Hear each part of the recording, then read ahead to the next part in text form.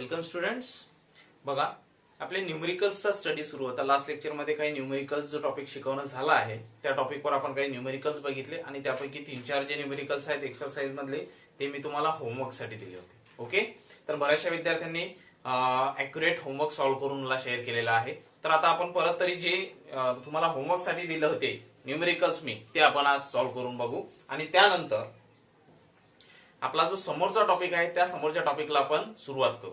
कारण जे आपण लास्ट एक्सप्रेशन बघितलं कायनेटिक एनर्जी पर मॉलिक्यूल वाला एक्सप्रेशन, त्या एक्सप्रेशन वरनच आणखी कायनेटिक एनर्जी पर मोल किंवा कायनेटिक एनर्जी पर किलो मोल. ओके, कायनेटिक एनर्जीचे हे जे काही एक्सप्रेशन्स आहेत ते छोटे छोटे एक्सप्रेशन्स आज आपल्याला बघायचे आहेत आणि त्यावर बेस तुम्हाला न्यूमेरिकल्स पण विचारले जातात. त्याआधी सर्वात आधी जे तुम्हाला होमवर्क साठी मी सांगितले होते ते जे आहे शॉर्ट मध्ये आपण तुम्हाला मी ते सॉल्व्ह करून देतो. बघा, 13 नंबरचे प्रॉब्लेम मी सांगितलं तुम्हाला. प्रॉब्लेम आहे बघा, a gas in a cylinder is at pressure P if the masses of all the molecules are made 1/3. पहा काय म्हणतो, a gas in a cylinder is at pressure P. एक गॅस आहे, सॉरी एक सिलेंडर आहे, त्यामध्ये गॅस आहे की ज्याचं प्रेशर P आहे. If masses of all the molecules are made 1/3. Direct मी गिव्हन डेटा लिहितो.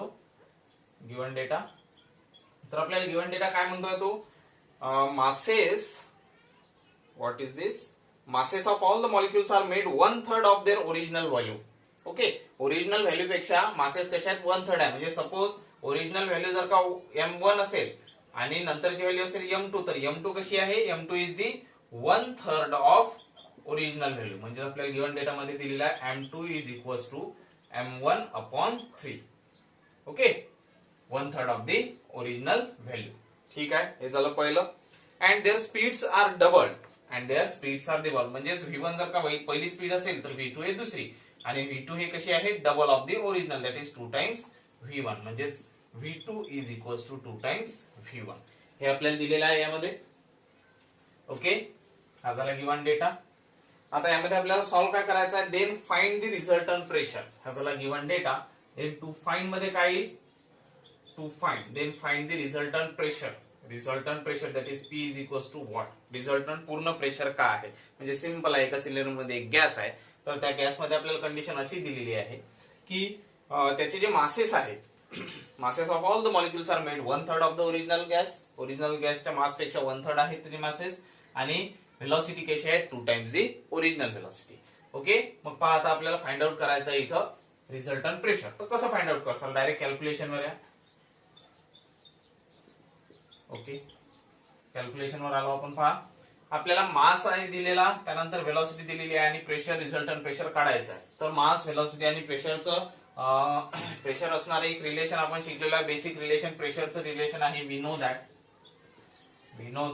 Pressure exerted by the gas molecule is given by P is equals to 1/3 rho C square किंवा rho V square bar. Okay, हे expression आहे. हे डेन्सिटीच्या format मध्ये आहे, परंतु actually मध्ये डेन्सिटी जर का पाहिली तर काय आहे ते 1/3 m/v स्क्वेअर बार. ओके, परंतु आपल्याला हा जो m आहे इथं, हा m काय आहे, total mass of the gas. आणि टोटल मास तो कशा कशापासून तयार झाला आहे, तर आपण एक आणखी फॉर्म शिकलेला आहे, P is equals to 1/3 nm/v. हा जो v दिसतोय हा v कशाचा आहे, व्हॉल्यूमचा आहे. ओके, कन्फ्युज व्हायचं नाही, n/v इंटू व्ही स्क्वेअर बार. आणि हा जो व्ही आहे हा कसा आहे, व्हेलॉसिटीचा. ओके, पहा मग हे रिलेशन आपल्याकडे आहे. या रिलेशन वरून आपल्याला मास आणि व्हेलॉसिटीचं प्रेशर सोबतचं रिलेशन आपल्याला दिसतं. काय दिसतं, suppose this is equation number 1. From one P is directly proportional to m into V square bar. P चं प्रोपोर्शन कसं आहे, m into V square bar. Direct proportion आहे याच्यासोबत. ठीक आहे, मग जर का डायरेक्ट प्रोपोर्शन आहे, तर डायरेक्ट प्रोपोर्शन असेल तर त्याला जर का सॉल्व्ह करायचं म्हटलं तर एकदम इझिली ते सॉल्व्ह होऊन जाईल. कसं सॉल्व्ह करसाल पहा, दोघांचं प्रोपोर्शन डायरेक्ट आहे, तुम्हाला m1 m2 च्या फॉर्मॅट मध्ये दिले आहे. मग दोघांचा रेशो काढा बरं. Therefore P1 is equals to m1 into v1 square असं येईल, and P2 is equals to m2 into v2 square असेल. ठीक आहे, हे दोन इक्वेशन तयार झाले तुमच्याकडे. नाव बाय टेकिंग रेशो, या दोघांचा रेशो घ्या आता. P1/P2 is equals to m1 v1 square upon m2 v2 square. Okay, हे असं तुमच्याकडे आलं. आता याला आपल्याला समोर सॉल्व्ह करायचं आहे. समोर सॉल्व्ह करायचं म्हणजे व्हॅल्यूज पुट करा. आता व्हॅल्यूज पुट कशा कशा करसाल बघा. p1 upon p2 is equals to m1 ची व्हॅल्यू आहे का आपल्याकडे? नाही आहे, मग m1 ला ऍज इट इज ठेवा. v1 नाही आहे, ठीक आहे, v1 स्क्वेअर अपॉन m2 ची व्हॅल्यू काय आहे? m1 अपॉन 3 आणि v2 ची व्हॅल्यू आहे 2 टाइम्स v1 स्क्वेअर. मग 2 टाइम्स v1 आहे आणि याचा काय आहे? स्क्वेअर, म्हणजे काय होऊन जाईल? 4 v1 square. 4 times v1 square अशी व्हॅल्यू तुम्हाला मिळेल. ओके, 4 टाइम्स v1 स्क्वेअर अशी व्हॅल्यू तुम्हाला मिळेल. आता याला सॉल्व्ह करा बरं. याला जर का सॉल्व्ह केलं तर काय मिळेल तुम्हाला पहा. हा v1 स्क्वेअर हा v1 स्क्वेअर कॅन्सल होऊन जातो. ओके, नाव दिस 3 बिकम्स, हा 3 वरती चालला जाईल आणि हा m1 काय होऊन जाईल? कॅन्सल. म्हणजे आन्सर काय येईल? p1 upon p2 is equals to 3 upon 4. p1 upon p2 is equals to 3 upon 4. हे आहे तुमचं आन्सर. आणि रिझल्टंट जर का प्रेशर काढायचं म्हटलं तुम्हाला आन्सर बघा यामध्ये 4/3. हा मग ऍक्च्युअल मध्ये p2 ची जर का व्हॅल्यू काढायची असेल तर काय होऊन जाईल? Therefore p2 is equals to, याला इकडे ट्रान्सफर करा, याला इकडे ट्रान्सफर करा, काय होऊन जाईल? 4 upon 3 times p1. p2 is 4 upon 3 times p1. Okay, this is the सुरुवातीचं प्रेशर जे तुम्हाला यामध्ये दिलेलं आहे. Gas is at pressure p. ठीक आहे, याला p कन्सिडर करा. p ठेवला किंवा p1 घेतला तरी चालेल. ओके, आणि हे आहे आपलं resultant pressure. p2 is equals to 4 upon 3 p1. बघा किती इझी असं हे न्यूमेरिकल होतं. एकदम इझी आहे. तुम्हाला मास आणि व्हेलॉसिटी दिलेला आहे. रिझल्टंट प्रेशर काढायचं आहे. ओके, रिझल्टंट प्रेशर काढायचं आहे. त्यानंतर कॅल्क्युलेशन मध्ये आपण प्रेशर एक्झर्टेड बाय गॅस मॉलिक्युलचा फॉर्म्युला युज केला. त्याचा हा फॉर्मॅट आपण बघितला आणि त्यावरनं प्रेशरचं मास आणि व्हेलॉसिटीचं रिलेशन काढलं. आणि इथं p1 p2 दिलेला आहे म्हणून दोघांसाठी इक्वेशन तयार करून दोघांचा रेशो घेतला आणि p2 आपल्याला फाइंड आउट करायचा होता. p2 आपण फाइंड आउट केला in terms of p1. That is resultant pressure p2 is 4/3 times the original pressure. Okay, हे झालं फर्स्ट प्रॉब्लेम. ठीक आहे, पहा मग आता सेकंड प्रॉब्लेम. याच्या समोरचं एकदम इझी असं प्रॉब्लेम आहे. काय दिलेलं आहे? शो दॅट आरएमएस व्हेलॉसिटी, बघा काय आहे, एकदम इझी असं प्रॉब्लेम आहे, लक्ष द्या. Show that RMS velocity of oxygen molecule is √2 times that of sulphur dioxide. RMS velocity हे आपल्याला शो करायची आहे, √2 टाइम्स आहे सल्फर डायऑक्साइडच्या व्हेलॉसिटीची. ठीक आहे, हे आपल्याला शो करायचं. तर पहा मग सर्वात आधी तर काय होऊन जाईल? गिवन मध्ये आपल्याला दिलेलं काय काय शो करायचं आहे ते येईल 2 फाईन मध्ये. तर ठीक आहे, शो दॅट लिहून घेऊ आपण. शो दॅट म्हणतोय RMS velocity of oxygen, that is suppose VO2. VO2 म्हणजे काय? RMS velocity of oxygen is √2 times that of sulfur dioxide molecule at standard temperature pressure. √2 times the velocity of sulfur dioxide. Okay, हे तुम्हाला proof करून दाखवायचं आहे. आणि given काय म्हणतो? गिवन त्याला आपल्याला एकच कंडिशन दिलेली आहे, at standard temperature pressure. Standard temperature प्रेशरला ते असतील हे आपल्याला सांगितलेलं आहे. आणि त्याची आरएमएस व्हेलॉसिटी, ऑक्सिजनची आरएमएस व्हेलॉसिटी हे √2 टाइम्स आहे सल्फर डायऑक्साइडच्या. मग एकदम इझी आहे. कॅल्क्युलेशन मध्ये आता गिवन मध्ये तुम्ही म्हणसाल सर गिवन सर्वात आधी लिहा, तर बरोबर आहे. पहा, कॅल्क्युलेशन मध्ये आपल्याला इथं आरएमएस व्हेलॉसिटी कॅल्क्युलेट करायची आहे. तर आरएमएस व्हेलॉसिटीचं एक रिलेशन आपण शिकलेलो आहे. काय आरएमएस व्हेलॉसिटीचं?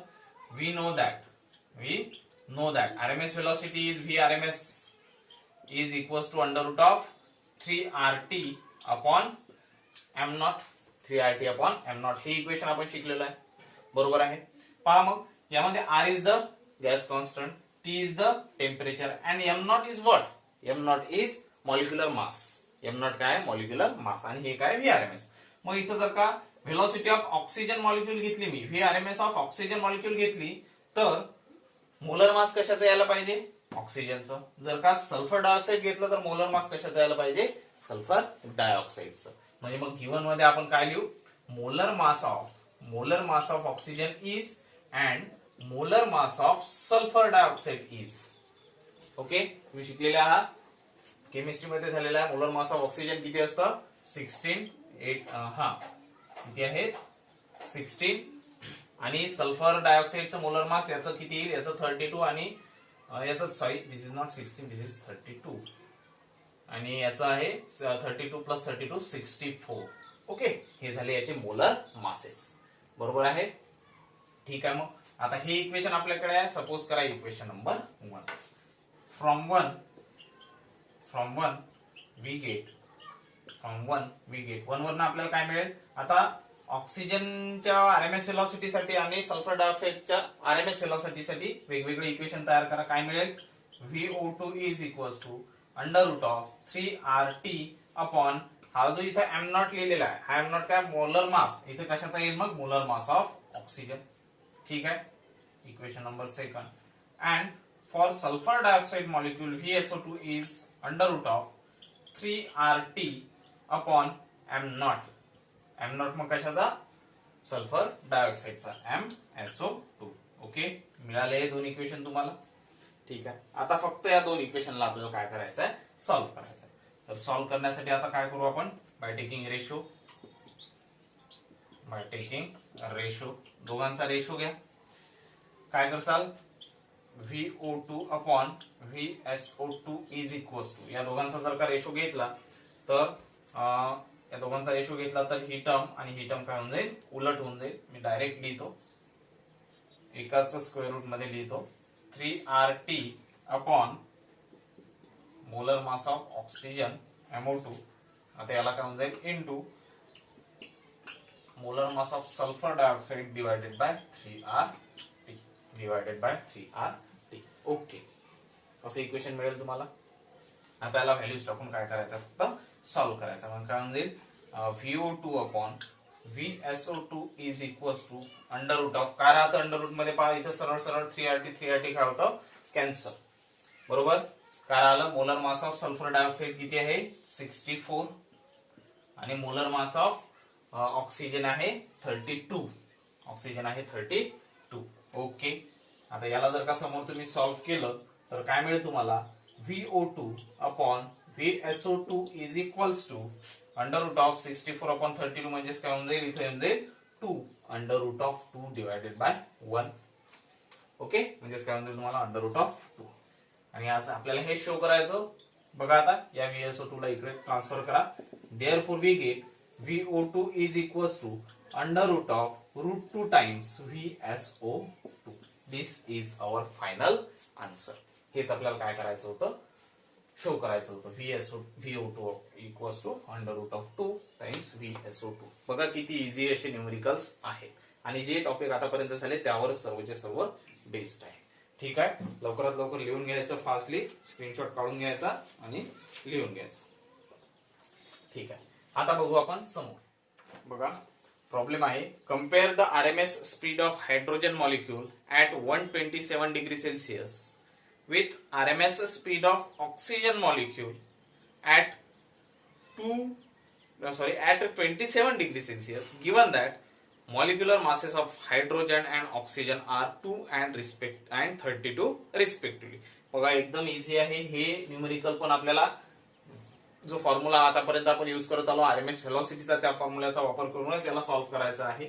बघा, तर सर्वात आधी आपल्याला गिवन काय दिलेलं आहे ते लिहून घेऊ.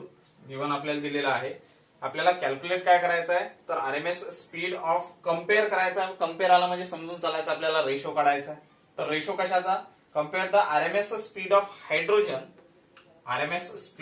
Hydrogen molecule at 127 degree Celsius. म्हणजे ज्यावेळेला मॉलिक्यूल हायड्रोजनचा मॉलिक्यूल हा त्याची आरएमएस स्पीड VH2 आहे, त्यावेळेला त्याचं टेम्परेचर किती आहे, म्हणजेच TH2 is equals to 127 degree Celsius आहे.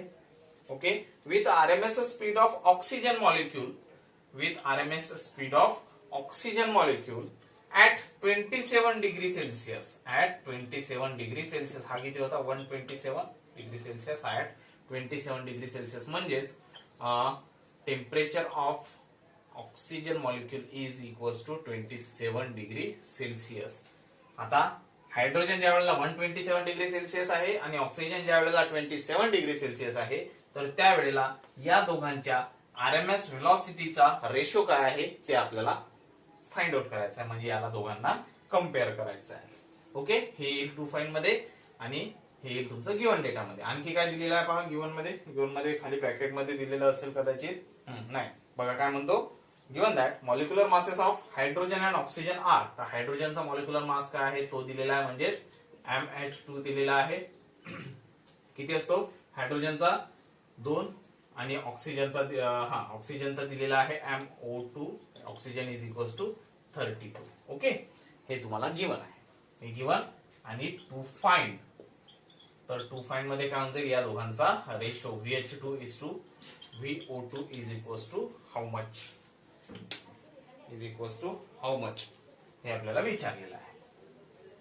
बघा बरं मग किती इझी हे झाला गिव्हन डेटा. पहा गिव्हन डेटा काढता आला पाहिजे तुम्हाला. त्यानंतर टू फाइंड, आता येऊ सरळ आपण कॅल्क्युलेशनवर. पहा इथं टेम्परेचर आहे. सर्वात आधी तर आपल्याला टेम्परेचर हे डिग्री सेल्सिअस मध्ये आहे, परंतु आपल्याला SI युनिट मध्ये कन्वर्ट करावं लागेल. म्हणजे कशात कन्वर्ट करायचं आहे त्याला, आपल्याला केल्विन मध्ये कन्वर्ट करायचं आहे. कसं कन्वर्ट करसाल, 127 plus 273 that is equals to, म्हणजे किती होऊन जाईल ते 273 300 400 केल्विन. किती येईल 400 केल्विन. आणि त्याच वेळेला 27 प्लस 273 म्हणजे किती 300 केल्विन. हे झालं टेम्परेचर, आपण काय केलं कन्वर्ट केलं. ओके, बघा मग आता याला समोर सॉल्व्ह करायचं आहे आपल्याला. कॅल्क्युलेशन वी हॅव किंवा वी नो दॅट, शॉर्टकट मध्ये तुम्ही लिहायचं नाही, पूर्ण लिहायचं. We know that VRMS is equals to under root of 3RT upon M0, 3RT upon M0. Okay, इथं आपल्याला कशाचं काय काय दिलेलं आहे गिव्हन मध्ये, मोलर मास दिलेला आहे आणि टेम्परेचर दिलं आहे. म्हणजे 3R ची आपल्याला इथं काहीच गरज नाहीये. Suppose this is equation number 1. Okay, from 1, आता या वरनं आपण 3RT ची गरज नाही आपल्याला, 1 वरनं डायरेक्ट सरळ घेऊ आपण. VRMS is directly proportional to under root of T upon M0. बरोबर, कारण आपल्याला याचीच गरज आहे आणि कम्पेअर करायचं आहे. देअरफॉर आता VRMS हा झाला फॉर्म्युला. आपल्याला VH2 आणि VO2 काढायचा आहे. तर RMS velocity for hydrogen molecule is equals to, hydrogen molecule साठी RMS वेलोसिटीचा फॉर्म्युला काय जाईल, TH2 upon M suffix O2 sorry M suffix H2 हा formula. And VO2 is equals to under root of TH2 upon MH2, sorry not H2 here, O2. ठीक आहे, हे फॉर्म्युले तयार केले. बघा मग आता, therefore by taking ratio VH2 upon VO2 is equals to, by taking ratio VH2 upon VO2 is equals to, या दोघांचा घ्यायचा आहे रेशो. तर काय रेशो मी सरळ एकाच याच्यात लिहितो, temperature of hydrogen molecule upon molecular mass of hydrogen molecule into, हे याला पलटी बसेल, molar mass of oxygen molecule divided by temperature of oxygen molecule. Right, ठीक आहे. चला आता सर्व व्हॅल्यूज आपल्याकडे आहेत, व्हॅल्यूज पुट करा आणि आन्सर तुम्हाला मिळून जाईल. काय मग VH2 upon VO2 is equals to under root of temperature of hydrogen, हायड्रोजनचं टेम्परेचर किती आहे 400 divided by molar mass of hydrogen is 2 multiplied by molar mass of oxygen is 32 upon temperature of oxygen which is 300. बघा करायला solve, कसं solve करता एकदम easy आहे. 0 0 0 0 cancel झाला. त्यानंतर 16, ओके हा झाला 16. आन्सर काय होऊन जाईल तुमचं, VH2 upon VO2 is equals to under root of 64 upon 3, 64 upon 3. Okay, 64 upon 3. ठीक आहे, हे झालं तुमचं आन्सर. किंवा याला समोर आणखी जर का सॉल्व्ह करायचं म्हटलं तर square root of 64, you know that VH2 upon VO2 is equals to 64 म्हणजे किती त्याचं स्क्वेअर रूट 8 अपॉन हा काय म्हणजे root 3. Therefore the final answer is VH2 is to VO2 is equals to under root of 8 is to 3. This is your final answer. हे आहे तुमचं final answer. कारण तुम्हाला या दोघांचं काय करायचं होतं, कंपॅरिझन करायचं होतं. ते आहे आपलं फायनल आन्सर. 8:√3.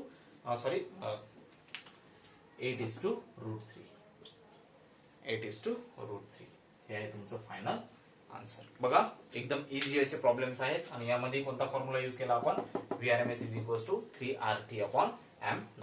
कम्पेअरचे फॉर्म्युले, कम्पेअर हा वर्ड आला म्हणजे समजून चालायचा दोघांचा रेशो आहे. आणि ह्या रेशोसाठी आपल्याला इथं गिव्हन काय काय आहे, टेम्परेचर दिलेला आहे, मोलर मास दिलेला आहे. ओके, टेम्परेचर दिलेला, मोलर मास दिलेला, म्हणून आपण टेम्परेचर आणि मोलर मासच इथं रिलेशन घेतलं. आणि 3R जो आहे आता ऑलरेडी कसा आहे, कॉन्स्टंटच आहे. बघा एकदम इझी आहे. ठीक आहे, तर मग स्क्रीनशॉट काढून लवकरात लवकर तुमच्या नोटबुक मध्ये नोट करून घ्या. ठीक आहे, पहा कम्पेअर. त्यानंतर आय थिंक एक प्रॉब्लेम सुटलं वरचं, पहा. At what temperature will oxygen, हा ठीक आहे, ते प्रॉब्लेम घेऊ आता आपण. बघा नेक्स्ट प्रॉब्लेम आहे आपलं 15 नंबरचा प्रॉब्लेम राहिला, ते घेऊ आपण. At what temperature will oxygen molecule have same speed as helium molecule at a standard temperature pressure. Molecular masses given आहेत ऑक्सिजनचं आणि हेलियमचं. पहा एकदम इझी आहे. सर्वात आधी पहा गिव्हन डेटा. तर गिव्हन मध्ये आपल्याला काय आहे, गिव्हन मध्ये आहे at what temperature. At what temperature म्हणजे हे तर ठरलं आहे की टेम्परेचर काय आहे ते आपल्याला कॅल्क्युलेट करायचं. व्हॉट टेम्परेचर म्हणजे टेम्परेचर किती, टू फाइंड मध्ये काय होईल, टेम्परेचर. परंतु कोणाचं, at what temperature will oxygen, ऑक्सिजनचं टेम्परेचर आपल्याला काढायचं. सर्वात आधी टू फाइंड लिहून घेऊ आपण. ठीक, टेम्परेचर ऑफ ऑक्सिजन मॉलिक्यूल किती आहे, ऍट व्हॉट टेम्परेचर. त्यावेळेस कंडिशन काय पहा, will oxygen molecule have same RMS speed as helium molecule. Oxygen molecule have same RMS speed as helium molecule. Oxygen molecule has same RMS speed as helium molecule. हे आपल्याला given आहे. म्हणजे oxygen मॉलिक्यूलची आणि helium मॉलिक्यूलची RMS speed कशी आहे, same आहे. At a standard temperature pressure. At a standard temperature pressure. Condition काय आहे, स्टँडर्ड टेम्परेचर प्रेशर. म्हणजे जिथं दोन मॉलिक्यूल आहेत, एक ऑक्सिजन एक हेलियम, त्यापैकी ऑक्सिजन मॉलिक्यूलचं टेम्परेचर आपल्याला काढायचं आहे. तर ऑब्व्हियसली हेलियमचं टेम्परेचर आपल्याला दिलेलं असेल, असायलाच पाहिजे. परंतु इथं कुठे दिसत आहे का, नाहीये. परंतु त्यांनी एक कंडिशन लिहून दिलेली आहे, at a standard temperature pressure. म्हणजे जिथं आपल्याला टेम्परेचर कसं घ्यावं लागेल, स्टँडर्ड. आणि स्टँडर्ड टेम्परेचर किती असतं, 273 केल्विन. ओके, ऍक्च्युअल मध्ये हा जो फॅक्टर आहे 273.15 किंवा 16 आहे ऍक्युरेट. परंतु आपल्याला राऊंड फिगर मध्ये तो का घेतो आपण, 273 केल्विन. ओके, एकदम इझी प्रॉब्लेम आहे. कॅल्क्युलेशन मध्ये आहे. परत इथं कोणता फॉर्म्युला यूज होईल, वी नो दॅट टेम्परेचर आहे, RMS व्हेलॉसिटी आहे. We know that VRMS is equals to √3RT/m0, where m0 is the molar mass and molar masses are given. Bracket मध्ये दिलेला आहे, मोलर मास गिव्हन आहे. तर molar mass of कशाचा आहे, oxygen. Molar mass of oxygen is equals to 32 and molar mass of helium is equals to 2. हेलियमचा molar mass किती आहे, सॉरी नॉट हेलियम, हा हेलियमच आहे, नॉट हायड्रोजन, इट्स हेलियम. तर हा किती येऊन जाईल, 4 येऊन जाईल. ठीक आहे, हे तुम्हाला गिव्हन आहे. पहा मग कसं सॉल्व्ह करा, एकदम इझी आहे. परत तेच आपल्याला रेशो वाला घ्यावं लागेल. तर हे आहे सपोज इक्वेशन 1. आपण एक काम करू, फ्रॉम 1 इथं आपल्याला कशाची गरज आहे, टेम्परेचर आणि व्हेलॉसिटी, सॉरी टेम्परेचर आणि मोलर मासची. टेम्परेचर आणि मोलर मासची तर 3R तिथून काढून टाकला चालते, किंवा तसाही तो 3R कॅन्सलच होतो. किंवा फ्रॉम 1 जर का तुम्ही लिहिलं, आधीच जसं सॉल्व्ह केलं त्यावेळी 3RMS is equals to, sorry from 1 इथं आपण सर्वात आधी काढू ऑक्सिजन मॉलिक्यूल साठी O2, 3RT/MO2 येऊन जाईल. And RMS velocity of helium is equals to √3RT/molar mass of helium. Same तसंच प्रॉब्लेम आहे, फक्त इथं कंडिशन आहे की हे दोन इक्वल दिलेले आहेत, त्या इक्वलच्या कंडिशनने आपल्याला सॉल्व्ह करायचं आहे. तर हे दोन तयार झाले. सर्वात आधी आपण हा ओके, गिव्हन कंडिशन काय, VO2 is equals to VHE. Since VO2 is equals to VHE करा व्हॅल्यूज पुट. मग VO2 किती आहे, √3RT/MO2. MO2 म्हणजेच काय आहे, डायरेक्ट व्हॅल्यूज पुट करून दे तुम्ही. टेम्परेचरची व्हॅल्यू आहे आपल्याकडे, टेम्परेचर ऑफ हिलियम, तर इथं काय म्हणजे He येईल आणि इथे येईल O2. टेम्परेचर ऑफ ऑक्सिजन नाही, ते आपल्याला कॅल्क्युलेट करायचं आहे. TO2 upon molar mass of oxygen is 32 equals to under root of 3 into R. Temperature of helium is how much? 273 upon molar mass of helium is how much? 4. Molar mass of helium is 4. Okay ठीक आहे. Square route cancel होऊन जातं. त्यानंतर हा 3R याच्यासोबत cancel होतो. राहिलं काय मग?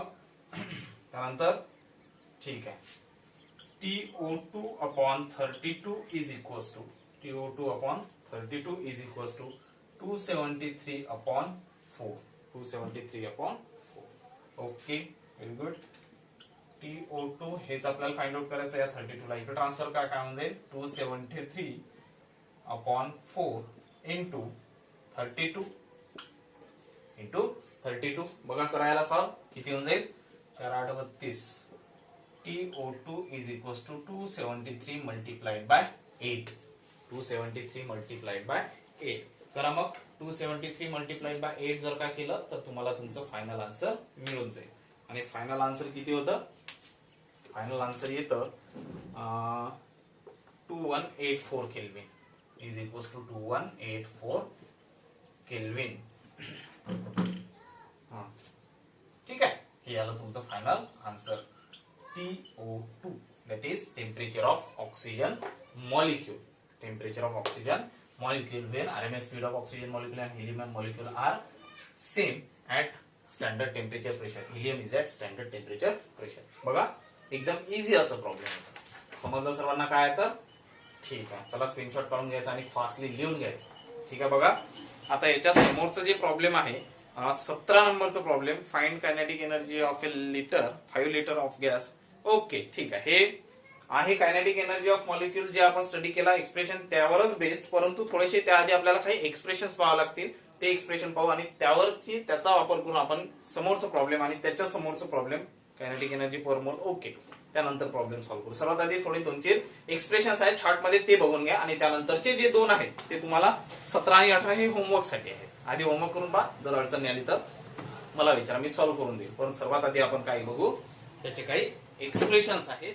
चला बघा, आता आपल्याला छोटे छोटे एक्सप्रेशन्स बघायचे आहेत की खूप इम्पॉर्टंट आहेत न्यूमेरिकल सॉल्व्ह करण्यासाठी. तर कशाचे आहेत ते आहेत कायनेटिक एनर्जीचे. वेगवेगळे आहेत. Kinetic energy per molecule, kinetic energy per mole, kinetic energy per unit volume किंवा कायनेटिक एनर्जी पर युनिट मास. हे जे छोटे छोटे एक्सप्रेशन्स आहेत ते आता आपण बघू. त्यापैकी एक एक्सप्रेशन आपण ऑलरेडी शिकलेलो आहे, ते म्हणजे कोणतं? कायनेटिक एनर्जी पर मॉलिक्यूलचं एक्सप्रेशन.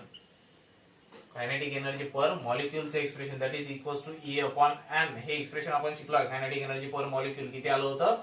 3/2 kBT. ह्या स्पेशल एक क्वेश्चन घेतलाय, त्यामध्ये आपण हे एक्सप्रेशन शिकलेलो आहे. E/n म्हणजे काय? Kinetic energy per molecule. हे नाही लिहिलं तरी चालतं. ठीक आहे, हे एक एक्सप्रेशन आपण शिकलेलो आहे. आता आपल्याला आणखी सेकंड बघायचं आहे. आणखी कायनेटिक एनर्जीच्या एक्सप्रेशनचे वेगवेगळे फॉर्मॅट आपल्याला बघायचे. पहा, सेकंड आपल्याला बघायचा direct kinetic energy of gas. गॅसच्या कायनेटिक एनर्जीचं एक एक्सप्रेशन आहे, ते काय? ओके, किंवा हा प्रश्न वेगळ्याने विचारला जाऊ शकतो, ते नंतर सांगतो मी तुम्हाला. पहा, बाय युझिंग प्रेशरचं इक्वेशन. प्रेशरचं इक्वेशन काय? पहा, वी नो दॅट, हे लिहायचं तुम्ही. We know that the pressure of ideal gas is given by P is equals to 1/3 Nm upon V square bar. Okay, V square bar. ठीक आहे, पहा मग आता याला आपल्याला थोडं सिम्प्लिफाय करायचं आहे. कसं? हा P इथं आहे, हा V इकडे ट्रान्सफर करा. PV इज इक्वल्स टू इथं काय राहील? 1/3 Nm into V square bar. ठीक आहे, पहा या एक्सप्रेशन मध्ये आपल्याला कशाचं एक्सप्रेशन फाइंड आउट करा? Kinetic energy. तर इथं आपण थोडीशी ऍडजस्टमेंट करून कायनेटिक एनर्जीचा फॉर्म्युला तयार करू शकतो का? काय kinetic energy formula? Half times mv square. m into V square. ते इथं आपल्याला काय आणायचं आहे? हाफ. मग फक्त हाफ टाकून चालेल का? नाही, तर आपण 2 नी मल्टिप्लाय करू आणि 2 नी डिवाइड करू. Therefore we get PV is equals to 2/3 into, आता बघा मी कसं लिहितो याला, 2 नी मल्टिप्लाय पण केलं, या n ला इथे लिहिलं, आणि 1/2 हा जो m आहे m इंटू V स्क्वेअर बार.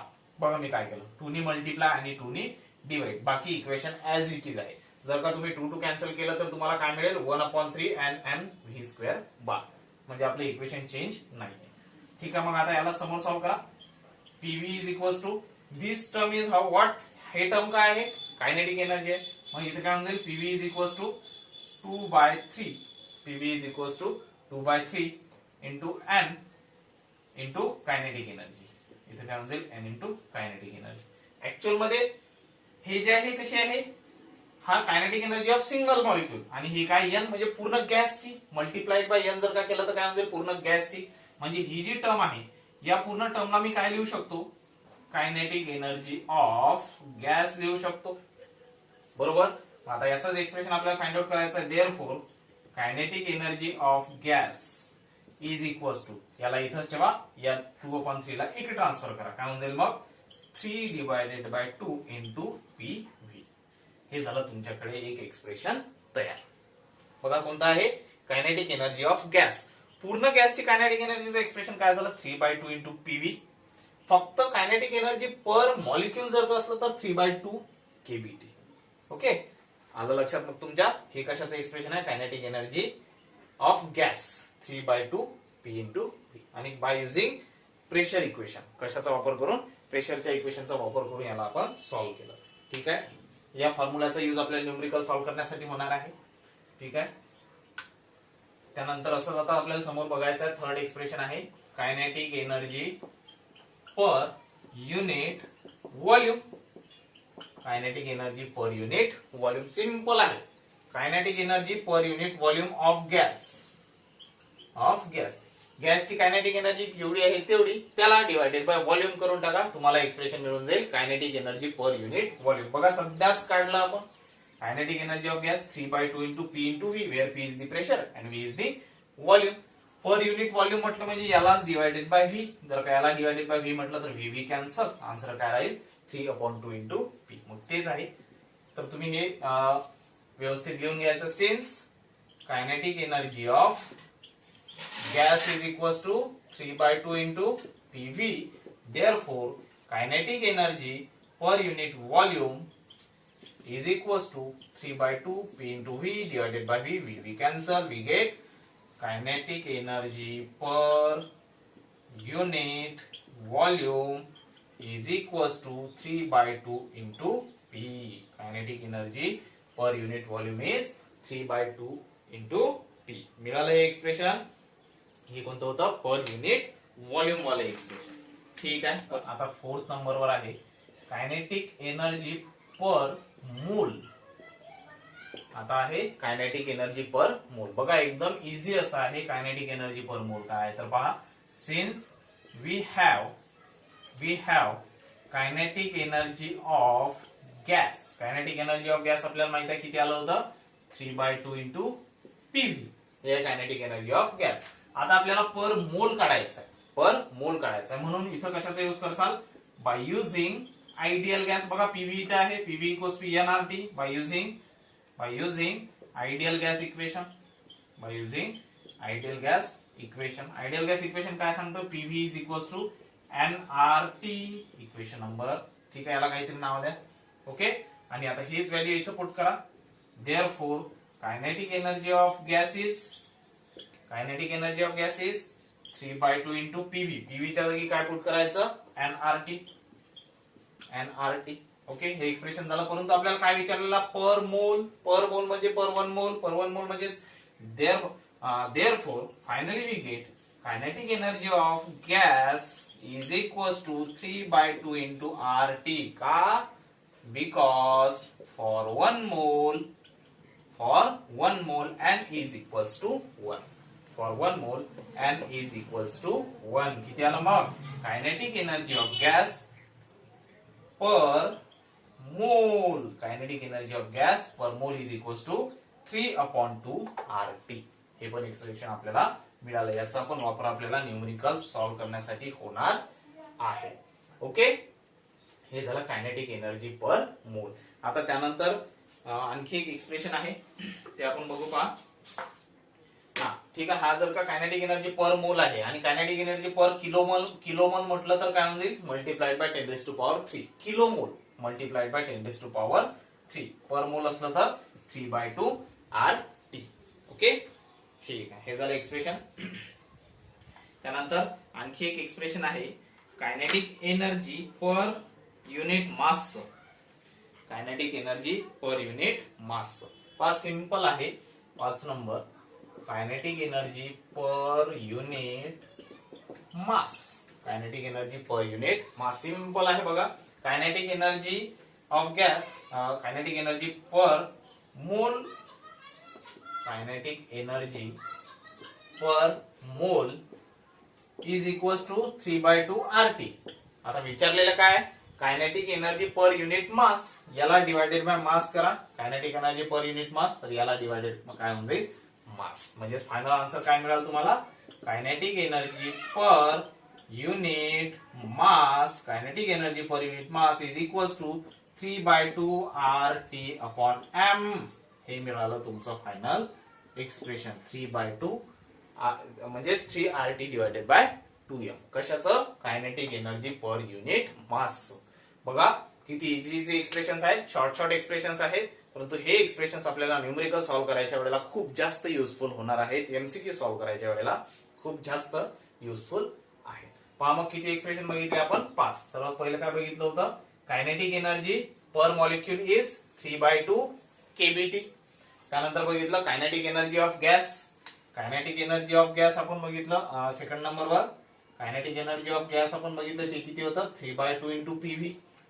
Kinetic energy per unit volume बघितलं 3/2 P. Kinetic energy per unit volume बघितलं 3/2 P.